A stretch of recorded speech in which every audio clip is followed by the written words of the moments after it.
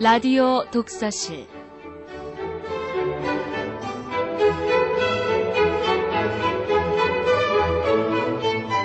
이 시간 진행의 김갑수 문화평론가입니다.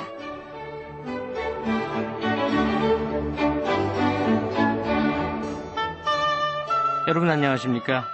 우리 한때 세계화 시대라는 말을 귀에 못이 박히도록 듣고 살았습니다. 외국에 대한 이해가 우리 사회의 이해 못지않게 매우 중요해진 겁니다. 외국에 대해서 알려면 여행을 가보거나 혹은 그 나라에 대한 책을 읽는 것이 아마 가장 좋은 방법일 겁니다. 특히 소설은 그 나라의 사회적 문화적 환경 또 생활상을 총체적으로 보여주는 것이기 때문에 가장 쉽고 재미있게 그 나라를 이해하게 만들어줍니다. 오늘은 현대 중국의 서민 생활을 매우 사실적으로 그려낸 소설 한 편을 함께 감상해보고자 합니다. 자, 먼저 이번 주 신간서적 안내해드리겠습니다. 성우 이은정 씨입니다.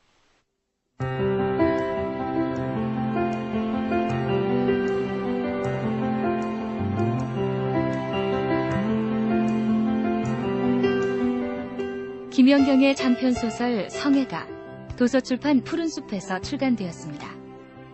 성애는 사랑과 성, 유토피아 등 우리의 삶에 깃들어 있는 환상에 대해 주의 깊고 세밀한 고찰을 시도하고 있습니다.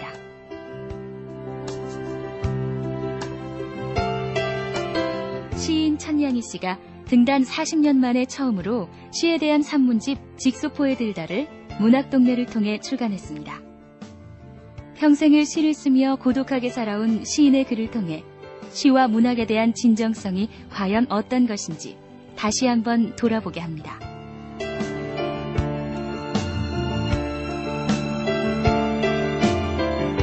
역사학자 정기문 교수의 한국인을 위한 서양사와 내 딸들을 위한 여성사가 푸른 역사에서 출간되었습니다. 정 교수는 서양사 전체의 숲을 그려보고 싶어 한국인을 위한 서양사를 집필했으며 남자로 태어난 죄를 싣고 그의 딸이 본받고 싶어 할 만한 인물을 소개하고 싶어 내 딸들을 위한 여성사를 지었다고 말합니다.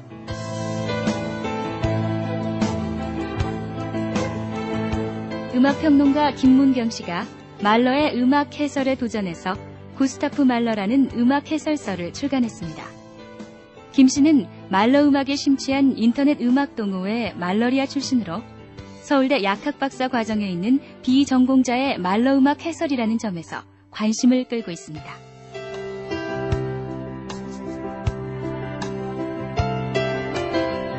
고 문익환 목사의 서거 10주기를 맞이하여 문익환 평전이 실천문학사에서 출간되었습니다. 시인이자 소설가 김형수 씨가 5년간 방대한 자료와 대담을 통해 문익환 신화를 완성한 것인데요. 평전 출간과 함께 사진전 및 유품전도 4월 6일까지 서울 인사아트센터에서 열리게 됩니다.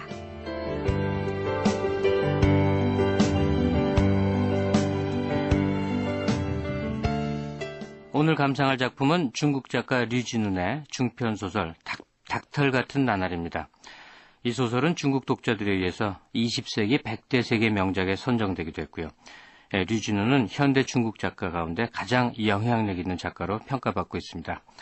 작품에 대한 도움 말씀 주시기 위해 작품을 번역한 동국대 중문학과 김영철 교수 전화 연결합니다. 네, 안녕하세요. 예, 안녕하십니까? 예, 지금 아주 멀리 계시죠? 아, 예. 어디 계십니까? 여기는 뉴저지고요. 예. 그리고 지금은 새벽 1시고요. 네. 예, 저희 집 창밖으로는 지금 허드슨 강이 보이고요. 그 네. 너머로는 그 뉴욕 맨하튼의 전경이 보이고 있습니다. 예. 자, 우리 이제 이 작품 감상 이전에 류진운이란 사람, 사실은 우리는 아직 생소하거든요. 전반적인 예. 작품 세계에 대한 설명을 부탁드리겠습니다. 예, 알겠습니다. 이 작가는 북경제를 나오고 북경이란 대도시에 살면서 그리고 자가용을 갖고 있고 라틴 음악을 즐겨 듣는 현대적인 인텔이지만 네. 예, 80, 70년대 중국 농민들이 즐겨 들고 다니던 중국 국방색 천가방을 아직도 갖고 다니면서 언제나 자기가 농민의 자식이라는 것을 잊지 않는 작가입니다. 예. 책에 실린 작가와의 인터뷰를 보면요. 작가는 자신의 작품에 대해서 이렇게 말합니다. 제가 쓴 것은 한 민족의 생활입니다. 생활은 정치보다 중요하고 국민은 정치가나 관료보다 중요합니다. 네, 이 작품에서 그려진 생활은 중국민의 생활이면서 어쩌면 보편적인 서민들의 일상일 겁니다. 자, 그러면 소설 닭털 같은 나날 속으로 들어가 보겠습니다.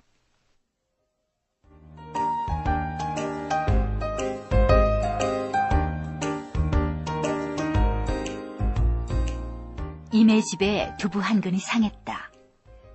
임은 매일 아침 6시에 일어나 양 많고 질 좋은 국영상점의 두부를 사기 위해 줄을 선다. 줄을 선다고 매일 두부를 살 수 있는 건 아니다. 어떤 때는 자기 차례가 되기 전에 다 팔려버리고, 어떤 때는 통근차 승차 시간인 7시까지도 차례가 오지 않아 그냥 가야 한다. 그러나 오늘 그는 두부를 살 수 있었다. 그런데 문제는 두부를 집에 갖다 놓기는 했는데 시내버스를 타고 급히 출근하느라 냉장고에 넣는 것을 잊었다. 저녁에 돌아와 보니 두부는 여전히 비닐봉지에 쌓인 채 문 앞에 놓여 있었다. 아니, 두부가 상했잖아. 얘, 넌 대체 뭐 하는 애니? 어? 두부를 냉장고에 넣어야 하잖아. 네가 가정부야, 상전이야? 저도요. 좋아서 여기 있는 줄 아세요? 월급도 적고 반찬도 나쁘고. 좋아요. 제가 그럼 다른 집에 가면 되잖아요. 아저씨가 이거 냉장고에 넣으라면 안 했단 말이에요. 두부 사는 게 싫으면 관두지. 비닐봉지 속에 넣고 상하게 만든 이유가 뭐야? 당신 도대체 무슨 의도야? 그만둬. 내 잘못이라고 해. 기껏해야 오늘 저녁에 두부 한 근 못 먹는 거잖아. 두부 한 근같이 사소한 일을 그처럼 계속 따지는데 도대체 두부 한 근이 얼마야? 지난번에 당신이 8원이라는 보온병을 떨어뜨려 깼을 때 누가 탓한 적 있어? 뭐라고? 수도 검침원 영감이 들어왔다. 영감은 다리를 절어 계단을 오를 때마다 아주 힘들어했다. 영감은 검침을 한 뒤에도 돌아가지 않고 제멋대로 그의 침대에 걸터 앉았다. 이보게, 오늘은 내가 공적인 용건을 말할 게 있네. 예? 주민들이 고발을 했는데 말이야. 이 블록에 사는 세대 가운데 수돗물을 훔치는 사람이 있다는 거야. 밤중에 계량기가 돌지 않을 만큼 수도꼭지를 살짝 열어 양동에 물을 받는다는 거지. 이건 수돗물을 훔치는 짓이야. 만일 너도 나도 수돗물을 훔치면 수도회사가 당해낼 수 있겠어? 그와 아내는 안색이 변했다. 왜냐하면 그의 집에서 지난주에 몇 번 몰래 물을 훔친 적이 있었던 것이다. 어느 날 아내가 직장에서 잡담을 하다가 이 방법을 듣고는 집에 돌아와 가정부에게 시켰던 것이다. 그런데 그 사실을 영감이 어떻게 알았을까? 그와 아내는 약속이나 한 듯이 앞집을 생각했다. 앞집에는 뚱보 부부가 살았는데 여자는 자기가 인도 사람같이 생겼다면서 늘 이마 한가운데 붉은 점을 그렸다. 주인들은 친하지 않았지만 양쪽 집의 가정부들은 아주 가까웠다. 그의 집에서 2차례 물을 훔쳤다는 사실은 분명히 두 가정부를 거쳐 인도 여자에게 알려졌고 그것이 바로 영감에게 고발된 모양이었다. 영감님, 혹시 우리 블록에 물을 훔친 사람이 있는지 모르겠지만 우린 그런 일 절대로 안 합니다. 우린 가난하긴 해도 자존심이 있으니까요. 맞아요. 아마 이 일을 입으로 말한 사람이 바로 물을 훔친 사람일 거예요. 안 그러면 어떻게 물 훔치는 방법을 알겠어요? 됐어요. 따지는 일은 그만둡시다. 지난 일은 추궁하지 않을 테니까 앞으로 절대로 훔치지 않으면 되는 거요.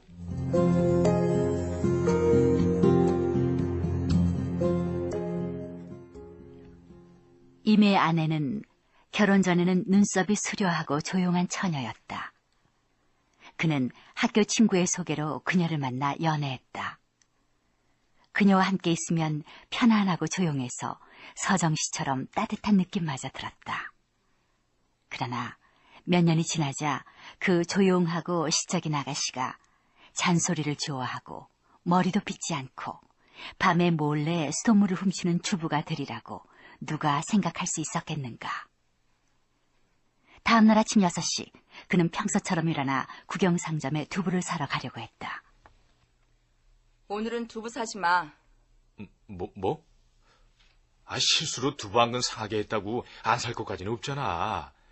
오늘은 냉장고에 넣으면 될 거 아니야. 두부를 말하려는 게 아니야. 밤새 생각했는데 더 이상 이 직장에서 지낼 수는 없어. 다른 데로 꼭 옮겨야겠어. 나하고 이 문제부터 상의하자고. 사실 아내의 직장은 그리 나쁜 편이 아니다. 매일 사무실에 앉아서 서류를 다루고 업무 결산서를 작성하는 일뿐이다. 문제는 직장이 너무 멀고 통근차가 이쪽으로 다니지 않는다는 점이었다. 그래서 전에도 직장을 바꾸기로 결심하고 몇몇 회사를 알아보았으나 한마디로 거절당했었다. 아쉬운 대로 그냥 지내. 북경엔 당신보다 더 먼 곳으로 출근하는 사람도 많아. 통근 거리만 생각하지 말고 방직 공장에서 일하는 여공들을 좀 생각해봐. 그 사람들은 출근하면 하루 종일 서서 일하잖아. 그래도 당신은 출근해서 차 마시고 신문 보는 것으로 소일하잖아. 뭐? 당신 능력이 없으니까 나더러 참고 지내라는 거지. 매일 버스를 타고 4시간이나 붐비는 차 안에서 시달리는 꼴을 당신이 알기나 해? 난 직장을 옮길 거야. 안 그러면은 내일부터 출근하지 않을 테니까 당신이 돈 벌어서 우리 모녀 먹여 살려. 다음 날 아내가 정말로 출근하지 않자 그는 몹시 다급해졌다. 곰곰이 생각해보니 묘안이 하나 떠올랐다. 전산문에 회사가 하나 있는데 그 회사의 인사 책임자가 바로 사무실의 장 부국장과 동창생이라는 것이 기억나서 그에게 부탁했다. 좋아, 도와주지. 직장이 그렇게 멀면 당연히 바꿔야지. 그 인사 담당자가 내 동창이니까 내 편지를 갖고 찾아가 보게. 부국장님께서 그 전화를 해주시는 게 더 좋긴 하지만. 요새 젊은이들은 우리 세대보다 훨씬 똑똑해. 좋아요, 좋아. 내가 전화를 걸어주지. 부국장은 전화를 걸어주었고 편지도 한 통 써주었다. 그는 그 편지를 들고 전산문에 있는 회사에 가서 인사 담당자를 만났다. 그 장 부국장은 내 동창생일세. 초등학교 재학 시절 우리 둘은 달리기를 좋아했지. 예. 그 장 부국장님은 지금도 열심히 운동하고 계십니다. 좋아요, 좋아. 그 친구가 부탁하는 일은 바로 내 일이야. 가만히 있어보자. 어떤 부서에 사람이 모자라는지 내가 한번 알아보지. 인사 담당자가 힘을 쓰고 있었지만 그와 아내는 마음을 놓을 수 없었다. 그러던 중에 아내는 자기가 잘 아는 사람의 남편도 전산문의 그 회사에서 일하며 게다가 그 사람이 처장이라는 것까지 알게 되었다. 그래서 그는 처장이라는 사람을 또 찾아갔다. 그러자 인사 담당자가 이 일을 알고는 곧바로 행동을 중지해버렸던 것이다. 처장을 찾아갔다면서요? 그 사람한테 해보라고 하세요. 그는 그제서야 방법을 잘못 선택했음을 깨달았다. 원래 어떤 일을 부탁할 때 한 사람에게만 의지해야 전력으로 도와주지, 이 사람 저 사람에게 다 부탁하게 되면 결국 아무도 힘을 들이지 않는 법이다. 아내의 이직 문제는 결국 보류되고 말았다. 내 직장 옮기는 거 신경도 안 쓰고 가만히 있을 거야? 우리가 일을 그르쳤는데 부국장 찾아가서 뭘 어쩌라는 거야. 장 부국장을 찾아가라는 게 아니라 전산문에 있는 그 회사의 인사 담당자를 다시 찾아가 봐. 참, 또 무슨 낯으로 다시 찾아가. 소용없어. 왜 소용이 없어? 문제의 관건은 역시 노력이 부족했던 거야. 요즘 세상에 그냥 맨입으로 되는 게 어딨어? 선물을 줘야 돼. 당신이 그 사람한테 아무것도 보내지 않았는데 그 사람이 정말로 열심히 도와주겠어? 겨우 몇 번 만나서 친하지도 않고 집이 어딘지도 모르는데 어떻게 선물을 해? 말하는 투를 가만히 보면은 당신은 내 일엔 전혀 관심이 없어. 도대체 사람이 왜 그래? 이 정도 되면 이야기는 끝난 것이다. 퇴근한 후 두 사람은 급히 식사를 마치고 전산문 회사의 인사 담당자에게 보낼 선물을 사러 슈퍼마켓에 갔다. 그들은 마침 바겐세일 중이던 콜라 한 상자를 샀다. 인사 담당자의 집으로 막 올라가려고 하는데 마침 위층에서 인사 담당자가 내려왔다. 이제 왕 선생님, 안녕하십니까? 절 만나러 왔습니까? 예. 이 사람이 제 처입니다. 이 사람 직장일로 부국장님께서 다시 한번 찾아가 뵈라고 해서 이렇게 왔습니다. 알겠습니다. 하지만 그 일은 내 쪽의 문제가 아니에요. 문제는 사람을 필요로 하는 아래 부처를 찾는 게 어려워요. 혹 받아들일 수 있는 부서를 당신들이 찾으면 다시 날 찾으세요. 전 일이 있어 막 외출하려는 중입니다. 차가 아래에서 기다리고 있어요. 아니요. 왕 선생님, 제가 음료수 한 상자를 갖고 왔는데요. 내 집에 음료수 몇 통이 없을까 봐서요. 집에 가져가서 마시도록 해요. 선물을 건네지도 못하고 집에 돌아온 뒤 두 사람은 또 선물 때문에 한동안 속상했다. 이틀이 지난 다음 아내는 좋은 아이디어를 생각해냈다. 콜라 상자를 뜯어 수시로 한 통씩 아이에게 꺼내주고 밖에 나가서 마시게 하자는 것이다. 아이 옷이 너무 남루해 이웃에서는 가난한 집으로 유명했다. 이제 딸아이에게 온 동네를 돌아다니며 콜라를 마시게 하면 좋은 선전 효과를 낼 수 있는 것이다.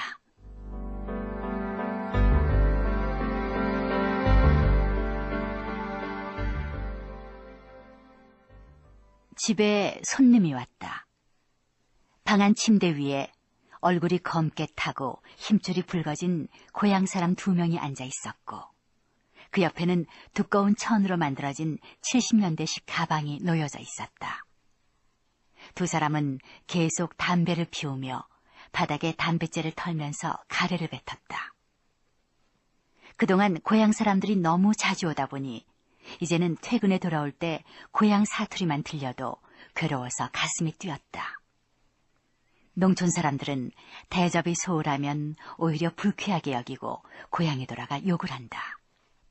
그들은 자기들이 북경에 왔을 때 이치상 당연히 잘 대접받아야 한다고 믿고 있다. 그들은 그가 북경에서 사회의 최저층에 속하고 날마다 새벽부터 줄을 서서 두부를 사고 손님이 와야만 반찬을 2가지 더 한다는 것을 전혀 모른다. 선생님, 이게 얼마만입니까? 졸업한 후 한 번도 찾아뵙지도 못했는데 제가 언젠가 빙판에서 놀다가 얼음이 깨져 물에 빠졌을 때 그 입고 계시던 코트를 벗어서 입혀주시던 일이 생각이 나네요. 정말 오랜만이지. 길에서 만나면 정말 못 알아보겠네. 얘는 바로 내 아들일세. 예, 그러세요. 근데 북경엔 어쩐 일로 오셨습니까?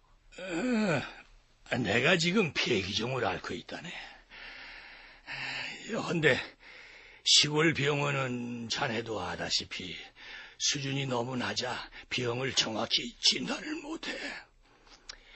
그래 폐기종이 폐암으로 발전했는지 여부를 정밀 진단받으러 온 거라네. 내 제자들 중 자네가 제일 출세했으니 자네한테 병원 좀 추천받으러 온 거지. 예, 그러시군요. 이게 천천히 의논하기로 하시죠. 천천히. 뭐? 아직 애를 밥도 안 먹였다고? 도대체 시간이 몇 시야? 너 뭐 하는 애야? 부엌에서 싸우는 소리가 들려왔다. 아내가 가정부를 야단친 것이다. 그는 그 소리가 바로 자기를 향한 것임을 알았다.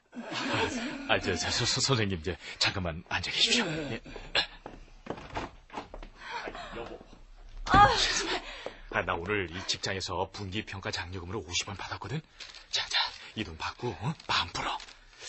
오늘 손님은 내 초등학교 선생님이시니까 식사만이라도 꼭 대접해드려야 된다고. 이까지 돈.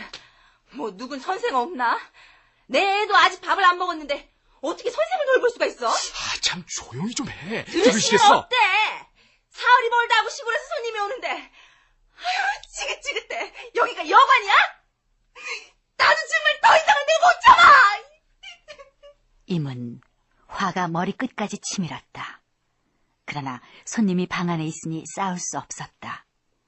하는 수 없이 물러나와 선생님을 접대하러 갔다.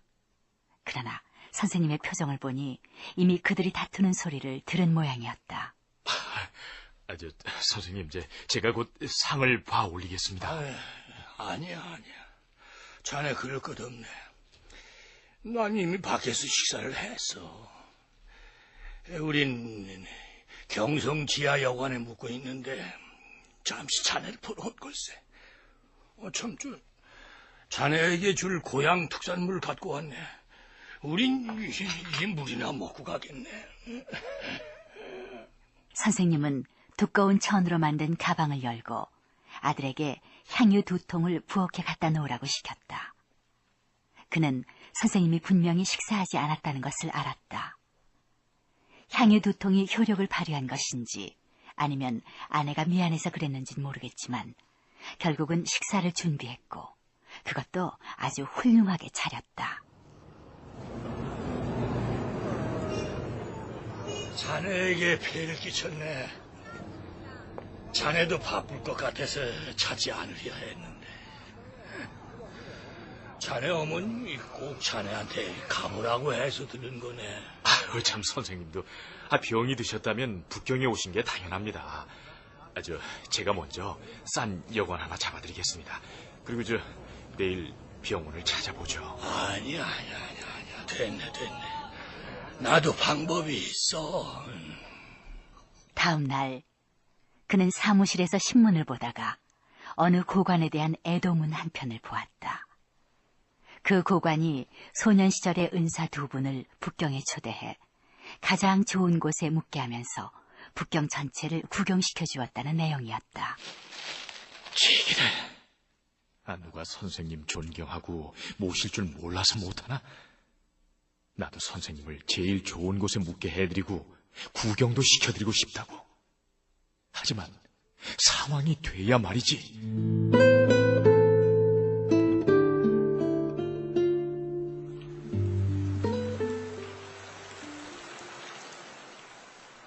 새벽에 아내는 출근하고 그는 평소처럼 두부를 사러 갔다. 오늘은 비가 오는 탓인지 줄 선 사람이 적어 두부를 쉽게 샀다. 아이 감기가 걱정되고 해서 아이를 보러 집에 돌아갔다. 가정부는 이불도 안 개고 아이 밥도 하지 않고 약도 먹이지 않고 아이를 물에서 놀게 하고는 자기 먹을 밥만 다시 만들고 있었다. 아침에 그와 아내는 어제 먹다 남은 밥을 물에 말아 짠지와 억지로 먹었다. 그런데 집에 들어가니 맛있는 냄새가 진동했다. 그는 화가 머리끝까지 났지만 가정부를 야단치지 않았다. 야단치면 자기가 떠난 뒤 다시 자기 딸아이에게 화를 퍼부을 게 아닌가. 제기를 9월이 되면 아이를 유아원에 넣고 널 반드시 쫓아버리고 말겠어. 저녁에 퇴근에 돌아오니 아이의 감기가 더 심해진 것 같았다.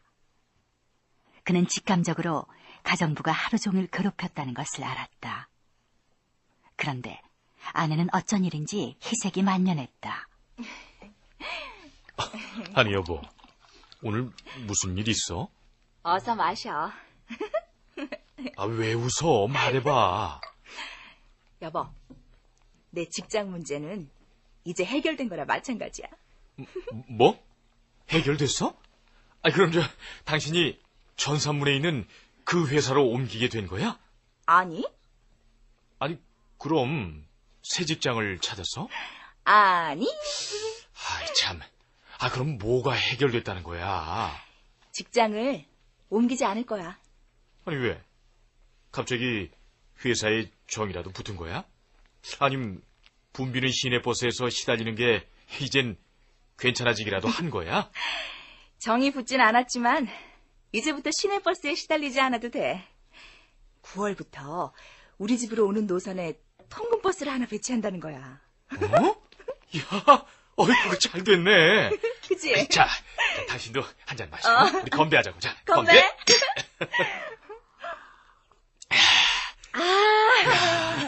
이거 정말 기분 좋은데?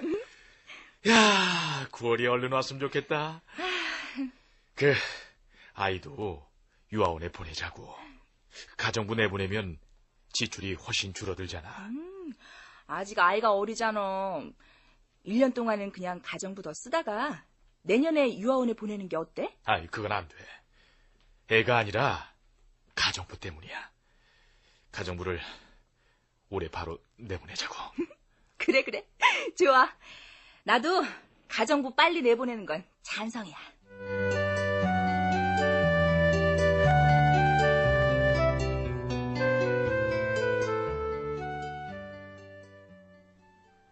(9월이) 됐다.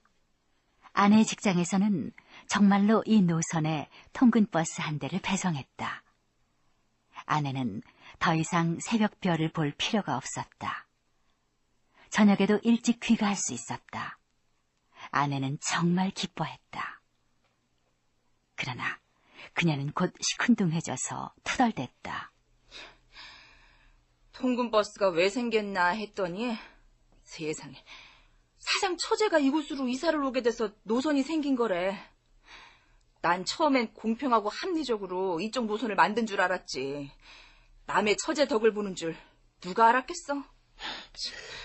그래도 어쨌든 좋은 일이잖아. 사장 처제가 이 동네로 이사 온 덕분에 통근차가 생겼으니까 말이야. 그래도 차를 타면은 언제나 기분이 좀 나빠. 마치 내가 2등 국민인 것처럼 느껴진다고. 참, 당신도 뭐가 2등이고 3등이야? 남의 처제 덕을 봤다고 해도 복잡한 시내버스 타는 것보단 훨씬 낫지 않겠어? 당신 말이 맞아. 내가 지금 무슨 자존심을 말하겠어. 이번에는 아이를 유아원에 보내는 일이 문제였다.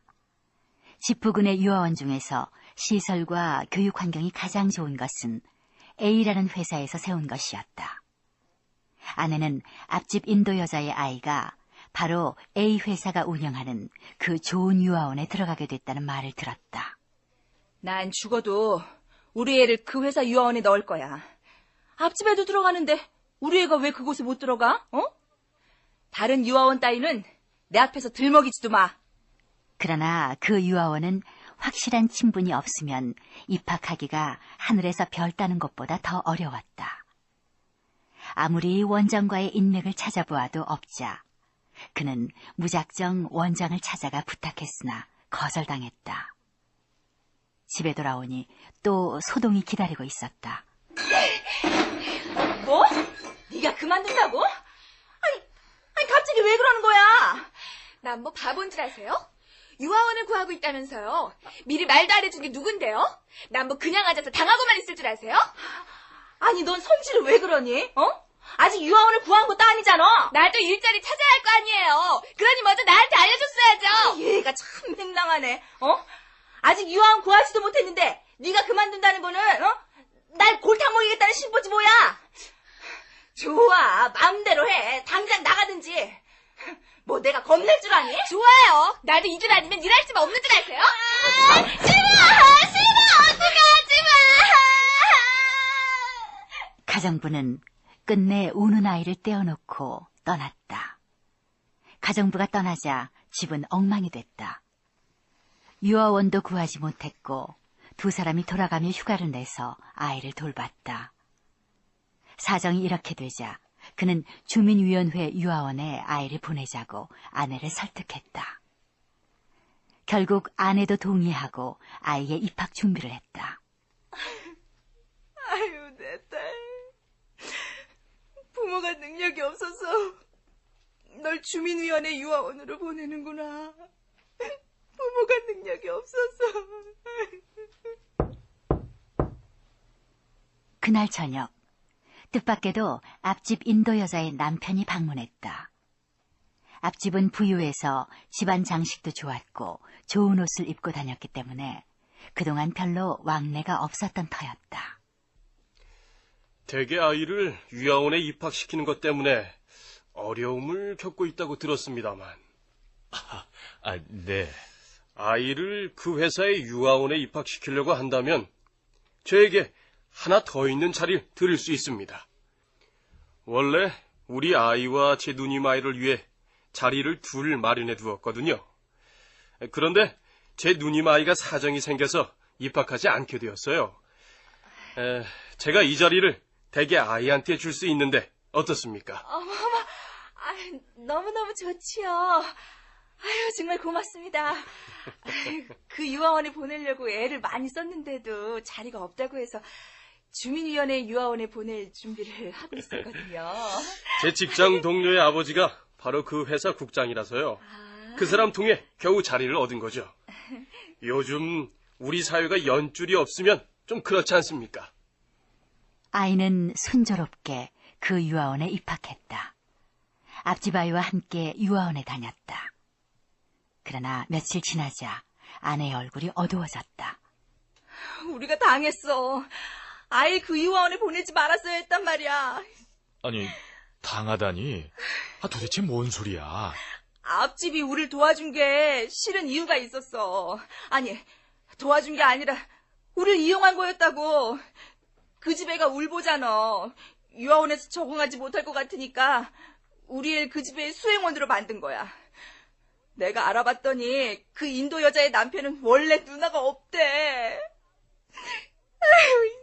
이게 다 우리가 능력이 없으니까 아이까지 모욕을 당하는 거야. 나도 사장 처제석에 통근버스를 타는데 아이마저 남의 수행원 노릇이나 하면서 유아원에 가야 하다니. 그래? 하지만 여보, 남의 수행원이라 해도 좋은 유아원에서 배우는 게 그 나쁜 유아원에서 아무렇게나 지내는 것보다 낫잖아. 아유, 몰라. 아이고, 좀 진정하고 내 말 좀 들어봐요. 당신이 남의 처제덕으로 통근버스를 타는 게 10,000원 시내버스 타는 것보단 나은 것처럼 말이야. 어? 그날 밤 아내와 아이가 잠든 뒤 그는 처음으로 눈물을 흘렸다. 그리고 스스로 자기 따귀를 때렸다. 넌 왜 이렇게 능력이 없냐? 넌 왜 이렇게 살아가는 방법을 모르냐고?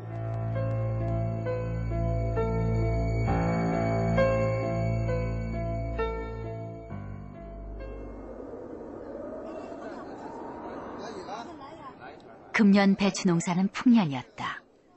그는 입김을 호호 불며 겨울 저장용 배추를 사려고 긴 대열에 줄을 섰다. 올해 북경에 배추가 남아돌자 회사에서 모두들 애국 배추를 사자고 선전했다. 게다가 애국 배추를 사면 회사에서 영수증 처리를 해준다고 했다. 배추 500근을 사오자 온 집안에 배추 냄새가 진동했다. 아내는 공짜 배추라 그런지 열심히 건조시켰다. 하루는 퇴근에 시장에 가서 절인 오리를 사려고 줄을 섰다. 그의 차례가 되어 주인에게 돈을 내려고 하는 순간 두 사람은 서로 눈이 마주쳤다. 야, 너 임가냐? 작은 이태백? 야, 이게 얼마만이야? 작은 이태백은 그의 대학 동창이다. 둘 다 시를 좋아해 학교의 문학 동아리에도 같이 가입했다. 그때는 모두들 열심히 살자고 했고 가슴속에는 거창한 꿈들이 가득 차 있었다. 작은 이태백은 재능이 있고 부지런해 하루에 시를 3편씩이나 쓰기도 했다. 그 시절 많은 여학생들이 그를 흠모했다. 근데 너 회사에 다니지 않았어? 어쩌다 절인 오리고기를 팔게 됐냐? 얼어 죽을 놈의 회사. 그놈의 회사가 망하는 바람에 장사를 시작하게 된 거지. 근데 오리 장사가 아주 잘 돼. 그래? 근데 너 아직도 시 쓰냐?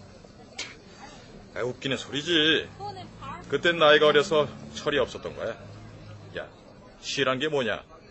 아양 떨며 허튼 소리 나는 거야. 만약 지금도 시 쓰고 있었다면 벌써 굶어 죽었을 거다. 넌 결혼했냐? 아이가 3살이야. 넌? 난 셋이다. 뭐? 사나 제한 안 하고?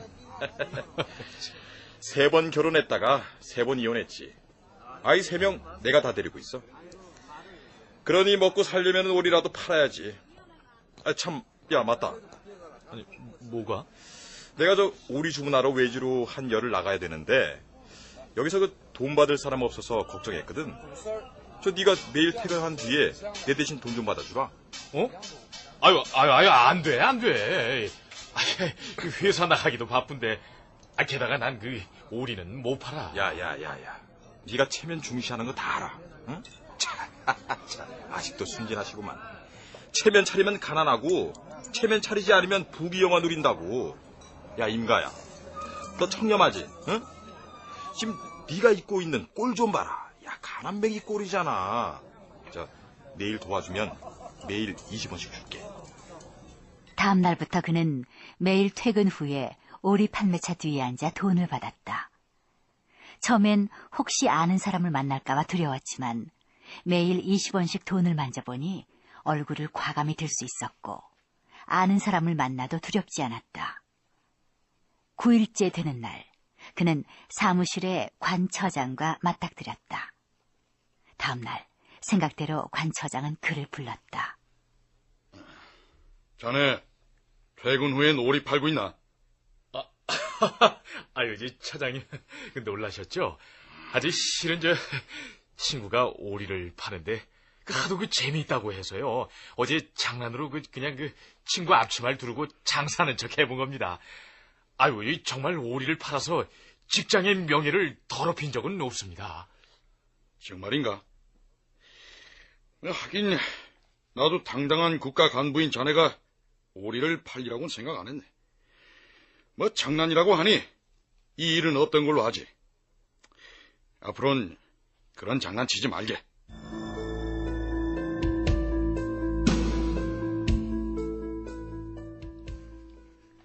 월드컵 축구대회가 시작됐다. 임은 자정에 월드컵 결승전이 있다는 소식을 듣고는 자정에 일어나 중계방송을 보려 했다. 그래서 퇴근 후 아이를 유아원에서 데리고 돌아와서는 열심히 집안일을 했다.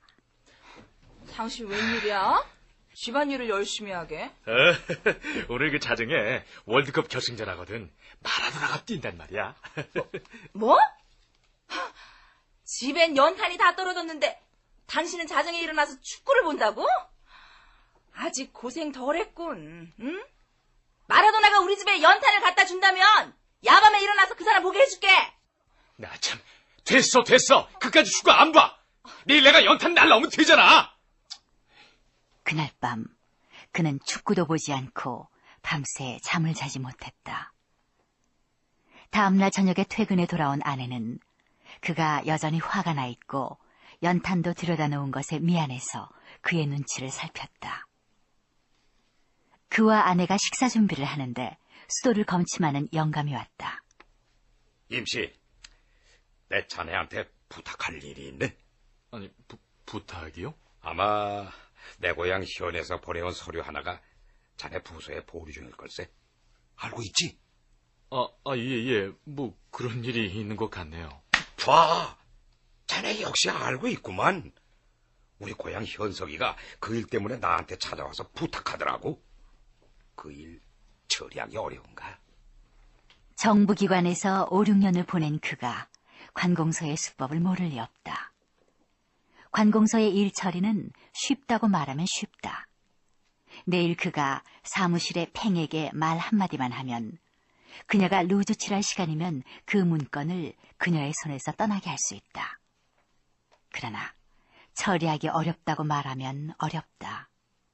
만약 낯선 사람이 공식적으로 팽을 찾아가거나 팽이 기공을 하고 있는데 그녀를 귀찮게 하거나 혹은 그녀가 기분이 나쁠 때 찾아가면 그 문건은 처리되기 곤란할 것이다. 그 일은 처리하기 어렵습니다. 그 서류가 문제점이 많아서 바로 처리하기가 어렵다더군요. 그럴 거야. 내가 고향의 현석이에게 북경은 지방하고 비교할 수 없을 정도로 각종 규정이 엄격하다고 말했어. 하지만 자네가 좀 도와주게나. 영감님, 수돗물이나 훔치는 사람이 어떻게 이런 큰일을 도와줄 수가 있겠어요? 그거? 오해야, 오해. 내가 잘못 듣고 말한 것이니 용서하게. 자, 이건 우리 고향 사람들 정성이니 받아두게. 자, 그럼 난 가네.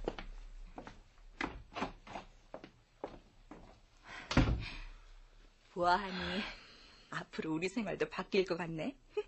뭔 소리야? 어떻게 바뀐단 말이야? 봐, 사람들이 선물을 보내기 시작하잖아. 종이 상자를 열어본 두 사람은 깜짝 놀랐다. 제법 비싼 소형 전자레인지였다. 이제 이렇게 비싼 선물은 안 돼. 내일 당장 돌려보내. 여보, 그 문건 결제하기 쉬워, 어려워? 문서 결제는 쉬워. 내가 내일 팽에게 말만 하면 곧 결제될 수 있다고. 됐네. 그럼 난 이 전자레인지 받을래? 참, 이 사람이. 그건 옳지 않아. 공적인 일로 너무 사심을 채우는 거 아니야. 뒷말 생길 거라고. 뭐 이 정도 갖고 사심 채우는 거나 돼? 다른 사람들은 엄청난 돈을 챙기면서도 높은 관직에 오르잖아. 아내는 곧 전자레인지에 전원을 꽂고 감자 몇 개를 집어넣고 구웠다. 몇 분 뒤 집안 전체가 감자 향으로 가득 찼다. 그는 감자를 먹으며 생각했다. 그래. 생활을 바꾸는 건 불가능한 게 아니야. 마음 먹고 바꾸려 들기만 하면 가능한 거지. 그는 아침이면 두부를 사기 위해 줄을 섰다. 어느 날 사무실에서 한 통의 편지를 받았다. 그 편지는 지난번에 진찰하러 북경에 왔던 초등학교 선생님의 아들이 쓴 것이다. 부친은 진찰하고 돌아와 3개월 뒤에 작고했고, 작고하기 전에 지난번 북경에서 받은 접대에 고맙다는 편지를 꼭 그에게 쓰라고 당부했다고 했다. 그는 그 편지를 읽고 하루 종일 괴로웠다.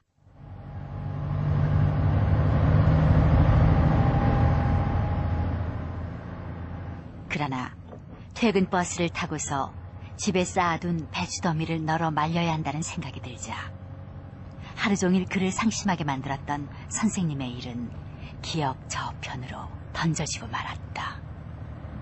그래, 죽은 사람은 이미 죽었으니까 더 생각해봐야 소용없지. 살아있는 사람은 역시 배추를 먼저 생각하는 게 옳아. 가만히 있자. 배추를 다 정리하면 아내가 전자레인지로 닭을 구워주고 맥주를 내놓겠지. 그럼 된 거야. 어차피 뭐 인생이 다 그런 거지.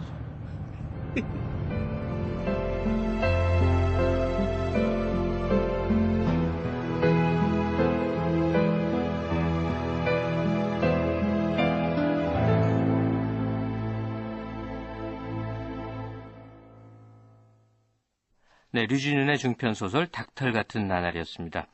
지금까지 출연의 홍성헌, 전숙경, 황원, 권현희, 유호환, 김정호, 진웅, 손정성, 이재용, 곽윤상, 나지영, 해설의 이향숙, 효과 강성범, 신연파, 장찬희, 음악 이문경 씨가 수고해 주셨습니다.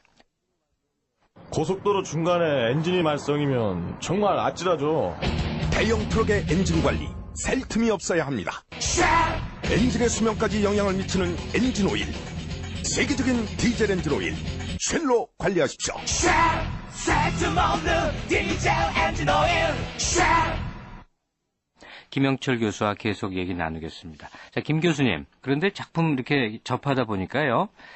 우리 서민들 생활하고 비슷한 것 같으면서도 참 또 다릅니다. 가정 내에서 아내의 위상이라든지 남편 지위 등등 이런 건데 현대 중국 가정의 모습을 좀 간단히 얘기해 주신다면 어떨까요? 예, 우선 이 작가의 부인은 현재 북경대 여성학연구소에 근무하는데요. 네. 서적에서 닭털 같은 나날에 등장하는 그 임 선생의 부인은 절대 자기를 모델로 한 것이 아니라는 것을 한국 독자에게 알려달라고 부탁한 바 있습니다. 예. 예. 중국 여성의 지위는 높다고 말할 수 있습니다. 네. 예를 들면 가사를 부부가 분담하는 것이 일반화되어 있습니다. 먼저 퇴근한 사람이 먼저 밥을 하고 설거지는 다른 사람이 하는 방식으로 분담합니다. 또 손님을 초대했을 때 부인이 응접실에서 손님을 응대하고 남편은 부엌에서 식사를 준비하는 경우도 있습니다. 그러나 집집마다 틀리기 때문에 일률적으로 말하기는 어렵습니다. 예. 또 우리가 중국 가정을 좀 색다르게 보는 것은 역으로 우리의 관습과 시각이 특이하기 때문이기도 합니다. 세계사적으로는 우리 관습, 가부장제가 아직도 유지되고 있는 우리 모습이 더 특이한지도 모르겠습니다. 말씀 듣고 나니까. 그렇습니다. 작품으로 들어가면 첫 문장이 이무의 집에 두 한근이 상했다. 그리고 끝에는 배추 말리기. 젊었을 날에야 이상을 꿈꿨겠지만 참 고단한 현실에 질질 끌려 사는 그 소시민의 모습이 그려져 있습니다. 이 주인공 임의 성격을 통해서 아마 현대 중국인의 초상을 볼 수도 있지 않을까 싶어서요. 그 주인공 임이란 사람, 이 사람을 좀 어떤 사람으로 볼 수 있는지 정리를 좀 부탁드립니다. 예. 1966년에서 76년까지 약 10년 동안 발생했던 중국의 문화대혁명 시기는 이데올로기와 정치가 모든 것에 우선하던 사회였습니다. 즉 거대 담론이 압도하던 시기였습니다. 이는 허구적이긴 하지만 한편으론 이상과 낭만의 시기이기도 했습니다. 이 시기에는 개인 생활은 없고 집단 생활만 있었지만 열악하나마 국가가 모든 것을 제공했습니다. 그러나 문화대혁명이 종식되고 등소평이 등장하면서 정치보다는 경제가 중시됐고 개인은 인민공사에서 가정으로 돌아가게 됐습니다. 개인들은 이제 자기의 삶을 스스로 해결해야 하는 상황에 처하게 된 것입니다. 이러한 상황이 바로 일지계모, 직역하면 닥터리 흩어져 있는 곳, 의역하면 비참한 현실 혹은 곤혹스러운 상황이라는 것입니다. 이게 중요한 것은 흉년이나 이념이나 이상 등이 아니라 각자가 직면한 현실적인 삶인 것입니다. 작가가 이런 상황을 블랙 유머로 묘사한 것입니다. 두부를 사기 위해 줄을 서고 배추 말리는 것에 고심하는 등 너무나 하찮은 일이 삶의 중요 부분이 된 현실에 대해 고소를 금치 못하는 것입니다. 중국의 급속한 경제 발전으로 겉으로 보는 중국 상황은 많이 변했지만 그 내면의 삶은 이처럼 고단한 삶인 것입니다. 네. 자, 이 멀리 미국 뉴저지까지 계신 분을 추적해서 제가 이 도움 말씀을 청했습니다. 예. 오늘 깊이 있는 말씀 감사드립니다. 예, 네. 감사합니다. 지금까지 도움 말씀의 동국대 중문학과 김영철 교수였습니다. 김영철 교수는 이 작품의 번역자이시기도 합니다. 중국이야 우리나라와 워낙 가깝고요. 역사적으로 참 많은 영향을 주고받은 나라죠. 오늘의 중국과 중국인을 이해하기 위해선 중국 현대 소설을 읽어보는 게 참 효과적이라는 생각이 듭니다. 닥터 같은 나날의 주인공처럼 한때 이상을 꿈꿨으나 고단한 현실을 살아내면서부터 배추 연탄 같은 게 훨씬 더 중요하다고 여겨지는 그런 모습.